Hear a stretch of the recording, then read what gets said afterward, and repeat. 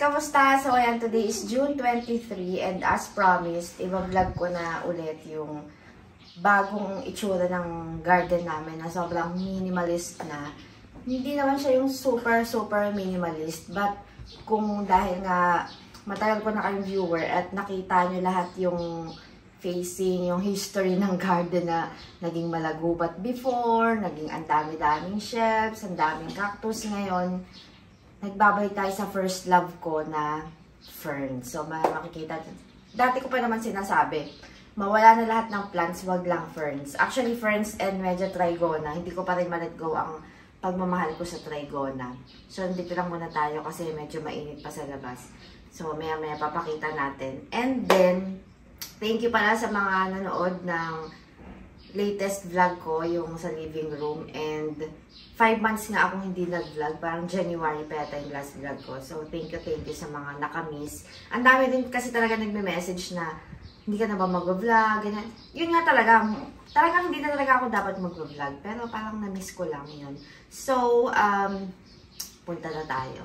Pakita ko na para saktong konti na lang yung plants ko na for sale dito. So, sabi ko, sige na kung ate ko ito maubos, may papalit agad. Baka hindi na naman ako makapag-vlog. Ayan.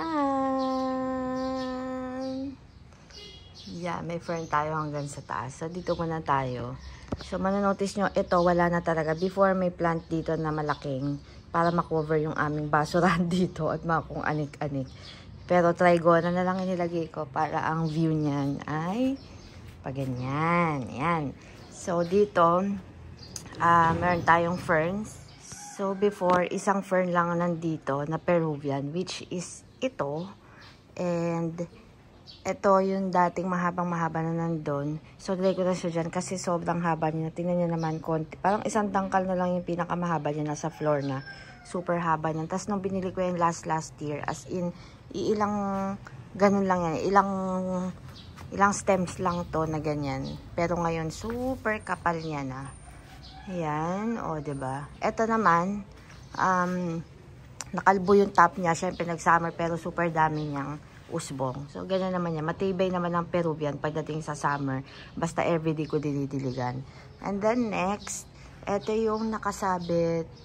Ay, saan ba ito nakalagay? Nasa taas yata to before. So, nilagay ko na siya dyan kasi ang ganda-ganda talaga. Variegated Boston Fern. Tapos, eto naman yung 2021 ko pa na fern na parang pumangit siya naglagas nung nilipat ko sa, nasa electric fan niya na pot. Nilipat ko sa malaking planggana. Tapos, nilagay ko lang siya sa taas. Hinayaan ko lang siya roon magpanganda. Tapos, ayan, ang ganda-ganda niya na ngayon. O, diba? Variegated din yan. Yan yung binili kong fern nung gumaling ako sa COVID. So, 2021 pa yun. Yan ang pinakamatagal kong fern na nandito. And then, ayan, ito na yung pinalit ko. So, yan, ang ganda-ganda. Tsaka parang ang gulo niya na kasi, nakalaylay na siya dito. Natatakpan niya yung part na to. Kaya, nung yan yung nilagay ko, parang umaliwalas.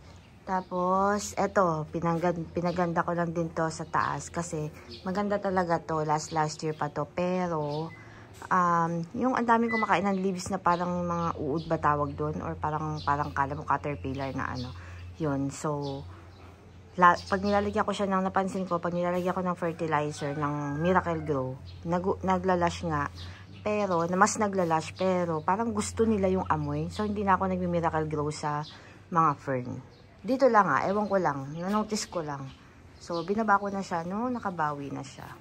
So eto yung talagang, tinry ko talaga maging super minimalist as possible etong part na to. Kasi 'di ba kung before, sobrang daming pots dyan. Lahat ng cement pots ko, pati rectangular, as in, literal, pinamigay ko. Hindi ko na binenta, pinamigay ko para lang mawala na agad. Ang cement pot ko, isa na lang. Yung pinaglalagyan talaga ng trigona. Ayan. So, eto ang aking bagong plant dito. Hindi naman to bago. 2 months na ata to dito. Ito yung Chinese perfume plants or Cinnamomum. Parang momo. Ayan, nagpa-flower siya ng yellow. Nawala na yung ibang flowers nito eh. So, ngayon napa-flower ko siya ulit. Ayan. May madami niyang new leaves. Gustong-gusto nito yung tag-ulan. So, nilagay ko siya dyan para may isa lang na minimalistic na yung ma-leaves na lash. Parang ganun. Para hindi naman parang sobrang minimalist. Tapos, etong Acapulco chair, di ba pinagbibenta ko na yung before ko. In-order ko to sa Lazada. Na-inlove ako dito sa plant na to kasi ang ganda ng leaves. Green na green. Tapos, pag may usbong siya. Ayan, light green. Mas light to sa personal. O, diba? Tapos, yung flowers niya, nandun kasi mainit na eh. Yellow na. Teka, check natin. Yellow na. Yan, ganyan yung flowers niya, oh. Hindi naman siya maamoy. Mas maamoy pa nga yung flowers ng Swami, pero Chinese perfume ang tawag. Hindi ko rin, pag may nagtatanong sa akin, hindi ko rin alam ang isasagot. Sinasabi ko na, although may scent siya, pero hindi siya sing strong ng Swami. Ang Swami talagang parang may paano eh. May pa St. Peter ang effect. Yung Swami. Ito, ang cute-cute to. Ayan. Tapos mabilis siyang malaglag, malagas pagka yung fully bloomed na. Yung Swami kasi talagang kahit isang bulaklak lang mag-open, talagang nakaka St. Peter ang ang moment. Ayan, o diba? Tapos, kung maaalala nyo, itong Euphorbia watusi ko, sobrang taas niyan. As in, lagpas na yan sa pader. Ang ginawa ko, nilakasan ko yung loob ko, kinat ko siya. Tapos, nirepat ko lang. Pero yung mismong from ugat, yung pinagkatan pa ugat, pababa, namatay. So, eto buhay. Etong kinat ko. Ayoko na kasi sobrang taas. So, parang maganda yung may layering siya dyan. Tapos, eto yung pinost ko, yung nagpa-follow sa akin sa Facebook page. Eto yan, inano ko yan. Tag dito, pinost ko yan na parang naging decor. Kasi before, hanggang nung nilagay namin yan, nakadrill yan dyan.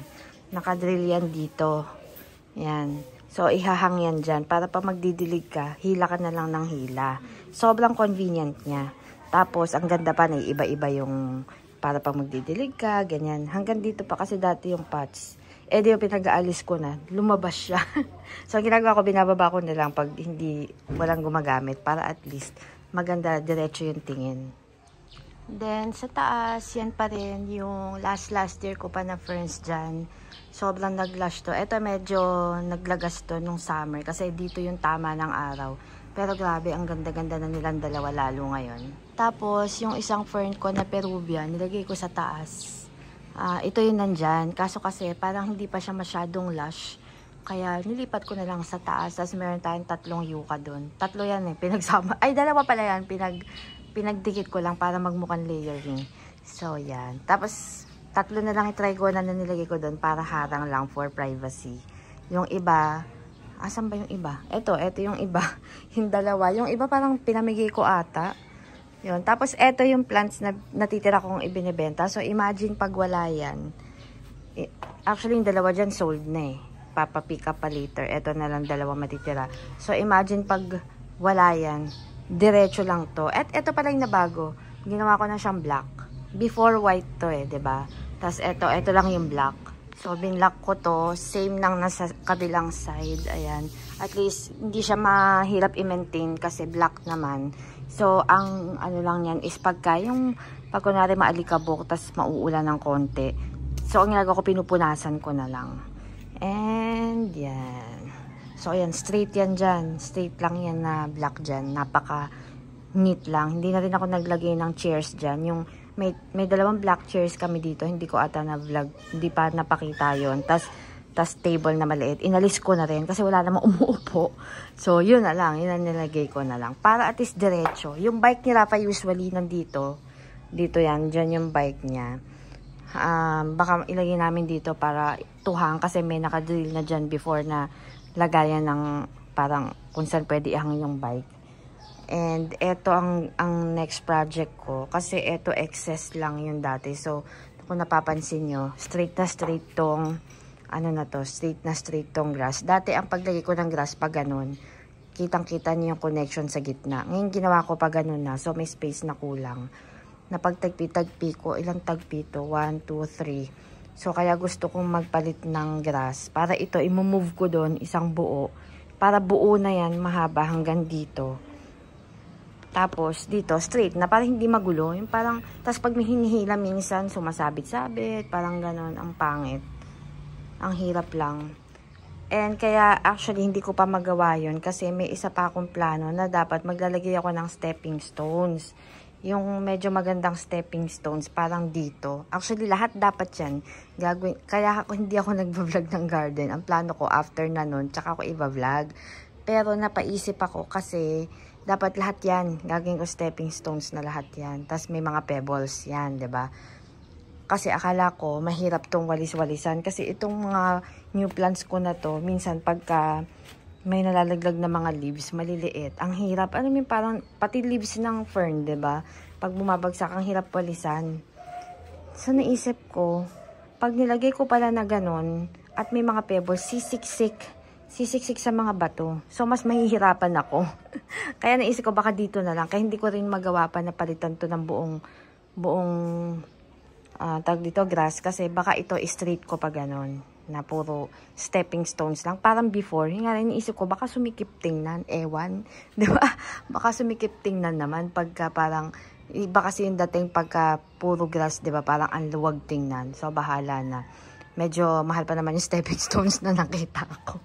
So, bahala na. Sa ngayon, itong muna. Kailangan pag-isipan ko mabuti. Unlike before na yung naglagay akong stepping stones, ordinary stepping stones lang. Ay, binenta ko lang din ang super mura.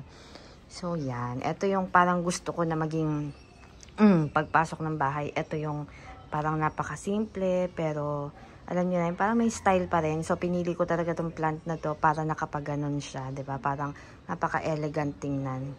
Yon. So, yan lang naman ang ano namin, 'di ba? Sobrang minimalist na. Unlike before na hanggang dito. Hanggang dito po before may plants sa mga hindi nakaabot. Ayan, hanggang dito nakapaganon ang plants hanggang dito. So dito ka lang lalakad.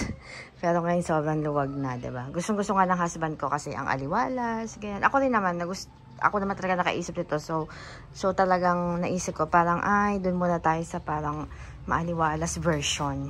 Tapos, pag dito ka naman ang view mo galing sa loob ng bahay, ganyan ka, 'di ba? Oh, 'di ba? So, ano lang, smooth lang. Yung talaga naiinis ako doon kaya gusto kong ayusin.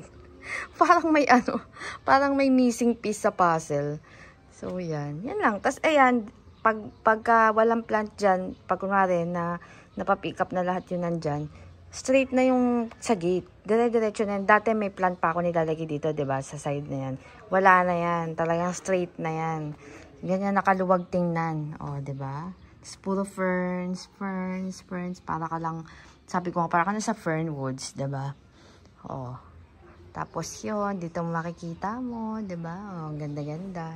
Kung dati, parang pag nagpo-post ako, andito yung parang focal point doon, 'di ba? Sa part na yan. Ngayon, andito na, pabaliktad na. Although lahat naman may focal point, but I mean, yung parang pinaka todo-todo, pinaka-accent ng garden, andito. Ito na yung part na to. Hindi na doon. Dati, pag magpipicture ako, puro doon ang view. Ngayon, pa ganun na. So, ayun guys, ang ating minimalist na garden. Wow. Ngayon, dito na ako sa loob kasi umuulan na. At medyo maingay ng kapaligiran. Ganyan naman talaga, di ba? Kahit before pa, pag di ka nag-vlog, ang tahimik. Pag nag-vlog ka na iingay na sila lahat. So, pero bukod doon, nag-uulan na kasi. So, yun, sa mga nagtatanong lagi, saan ako bumibili ng ferns? Yan lagi ang mga tanong, lalo pag ganyan na vlog mo na yung mga ferns. Sa Ilocos banda po ako bibili na. May supplier talaga ako niyan. Yung mga Peruvian, dito lang sa Farmer's Garden, meron din ako nabibilan or Circle. Pero may nabibilan ako sa Farmers na mas mura.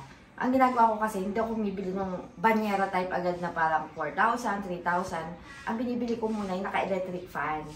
Tapos, hindi siya ganun kalash.